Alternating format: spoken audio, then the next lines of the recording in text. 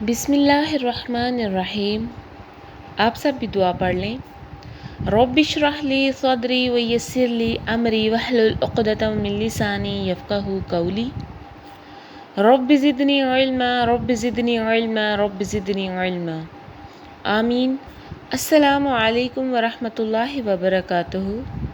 عزیز طالبات، آپ سب کیسی ہیں؟ امید کرتی ہوں کہ آپ سب خیریت سے ہوں گی۔ آن لائن کلاسز میں آج ہمارا لیکچر نمبر 52 ہے۔ عزیز طالبات، کل ہم نے نظم دریا کی کہانی اس کی پڑھائی کی تھی اور اس کے ساتھ ہم نے بک ورک کیا تھا۔ آج کا عنوان ہمارا یہی ہے، نظم دریا کی کہانی، جس میں سے آج ہم اس کے سوال جواب اور الفاظ جملے کریں گے۔ سب سے پہلے سوال جواب دیکھ لیتے ہیں کہ نظم دریا کی کہانی کے مطابق درج ذیل سوالات کے مختصر جواب لکھیں، جن میں سب سے پہلا سوال ہے کہ نظم کے لیے بند میں دریا اپنی کہانی کیسے سناتا ہے؟ نظم کے پہلے بند میں دریا اپنی کہانی کیسے سناتا ہے؟ جی، تو نظم کے پہلے بند میں دریا کہتا ہے کہ میری طاقت کا دار و مدار پانی پر ہے، میرا مسلسل بہنا ہی میری پہچان ہے اور میری جوانی مجھے تھکنے نہیں دیتی۔ دوسرا سوال ہے کہ چٹانوں کو چاک کرنے سے شاعر کی کیا مراد ہے؟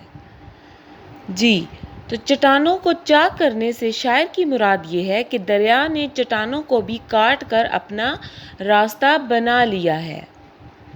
سوال نمبر 3 ہے کہ دریا کیسے خوشحالی کی راحت بانٹتا ہے؟ جی، تو دریا کے پانی کی وجہ سے زمین کی ہریالی اور زرخیزی میں اضافہ ہو جاتا ہے اور فصلوں کی پیداوار بڑھ جاتی ہے۔ اس طرح دریا خوشحالی کی راحت بانٹتا ہے۔ آگے ہے، اپنے آپ کو دریا نے دیوانہ کیوں کہا ہے؟ جی، چونکہ دریا مسلسل سفر کرتا ہے اور سفر کرنے سے بالکل نہیں گھبراتا، اس لیے وہ اپنے آپ کو دیوانہ کہتا ہے۔ آگے ہے، دریا کی روانی نے پہاڑوں اور زمین پر کیا اثرات مرتب کیے ہیں؟ جی، دریا کی روانی نے پہاڑوں کو چیر پھاڑ دیا ہے اور زمین میں سے بھی اپنا راستہ بنا کر اس پر رعب اور دبدبہ قائم کیا ہے۔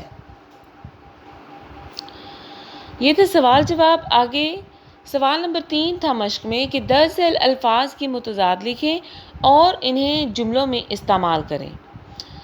پہلا لفظ ہے راحت، جس کا متضاد ہے تکلیف۔ متضاد کہتے ہیں الٹ کو، ضد کو۔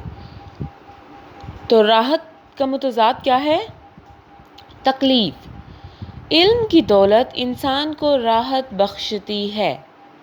اگلا لفظ ہے حقیقت، اور اس کا متضاد کیا ہے؟ افسانہ۔ یہ حقیقت ہے کہ دنیا فانی ہے۔ اگلا لفظ ہے زرخیزی۔ زرخیزی کا متضاد ہے بنجر پن۔ پانی زمین کی زرخیزی کو بڑھاتا ہے۔ اگلا لفظ ہے طاقت۔ طاقت کا متضاد ہے کمزوری۔ دریا کی طاقت پانی ہے۔ خوشحالی۔ خوشحالی کا متضاد ہے بدحالی۔ میانہ روی اختیار کرنے سے انسان خوشحالی کی زندگی بسر کرتا ہے۔ تو یہ تھے الفاظ جملے۔ عزیز طالبات، ایک اور چیز ہم نے آج کرنی تھی جو کہ صرف سمجھنے کے لیے ہے، اس کو یاد نہیں کرنا، اس کو سمجھنا ہے کہ ضرب المثال یا کہاوتیں کیا ہوتی ہیں۔ عزیز طالبات، ضرب المثال کو اردو میں کہاوت بھی کہا جاتا ہے۔ ضرب المثال کے معنی ہے مثالیں بیان کرنا، یعنی چند الفاظ پر مشتمل کوئی ایسی بات جس میں نسل در نسل انسانوں کے تجربات کا نچوڑ موجود ہو اور ان میں اخلاقی سبق پایا جاتا ہو یا عبرت کا درس ملتا ہو۔ یعنی ایسی بات یا ایسے الفاظ پر مشتمل وہ جملہ یا بات کہ جس میں نسل در نسل، یعنی پیچھے سے وراثتی وہ چیز چلتی آ رہی ہے اور اس میں اور ان لوگوں کی جو تجربات ہیں ان کا نچوڑ ہے اور اس میں پھر ہمارے لیے کوئی اخلاقی سبق ہے یا پھر عبرت کا کوئی درس ہے۔ ٹھیک ہے، تو عموماً ضرب المثال یہ کہاوتوں کو ان کا کوئی پس منظر بھی ہوتا ہے، یعنی اس کے پیچھے کوئی واقعہ بھی موجود ہوتا ہے۔ اب چند مثالیں دی گئی ہیں، جیسے ہے غرور کا سر نیچا، یہ کہانی آپ سب نے پڑھی ہوئی ہے، ٹھیک ہے؟ تو اس میں مفہوم اس کا کیا ہے کہ غرور اور تکبر کرنے والے کو ایک نہ ایک دن ذلیل اور رسوا ہونا پڑتا ہے۔ آپ نے وہ بارہ سنگھا والی کہانی پڑھی ہوئی ہے نا، جس میں وہ اپنے سینگوں پر غرور کرتا ہے اور اپنی ٹانگوں کو بدصورت کہتا ہے، لیکن جب اس پر مشکل آتی ہے تو پھر کیا ہوتا ہے، اس کی ٹانگیں اس کا ساتھ دیتی ہیں جو کہ بدصورت ہوتی ہیں، اور جو اس کے سینگ ہوتے ہیں ان کی وجہ سے وہ اس کی جان چلی جاتی ہے۔ تو پھر اس کا مطلب کیا، غرور کا سر نیچا ہے۔ آگے ہے مان نہ مان میں تیرا مہمان۔ اب یہ اس میں کیا ہے کہ میزبان کے بلائے بغیر ڈیٹ بن کر مہمان بن جانا۔ آگے ہے یار زندہ صحبت باقی، یعنی اگر زندگی ہو تو کبھی نہ کبھی ملاقات ہو ہی جاتی ہے، تو پھر جب ہم کسی کو رخصت کرتے ہیں تو تب یہ ضرب المثل بولی جاتی ہے۔ آگے کچھ مثالیں اور ہیں کہ ڈوبتے کو تنکے کا سہارا، یعنی اگر کوئی فرد تکلیف میں مبتلا ہو تو وہ چھوٹی سے چھوٹی مدد کو بھی بہت سمجھتا ہے۔ اگلا ہے چھوٹا منہ بڑی بات، یعنی معمولی شخص اپنی اوقات سے بڑھ کر بات کہے تو یہ کہاوت بولی جاتی ہے۔ پھر ہے آ بیل مجھے مار، یعنی بغیر کسی ضرورت کی بلا وجہ کوئی پریشانی اپنے مصیبت اپنے سر لے لینا، ٹھیک ہے؟ تو یہ تھے ضرب المثل۔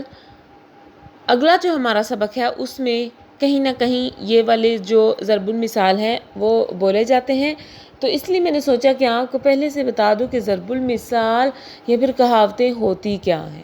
تو امید کرتی ہوں کہ آپ کو ان کی سمجھ آ گئی ہوگی۔ ڈائری ہے آپ کی کہ سوال جواب اور الفاظ جملے آپ نے یاد کرنے ہیں، ٹھیک ہے؟ اور ان کو اپنی کاپی پر بھی لکھنا ہے۔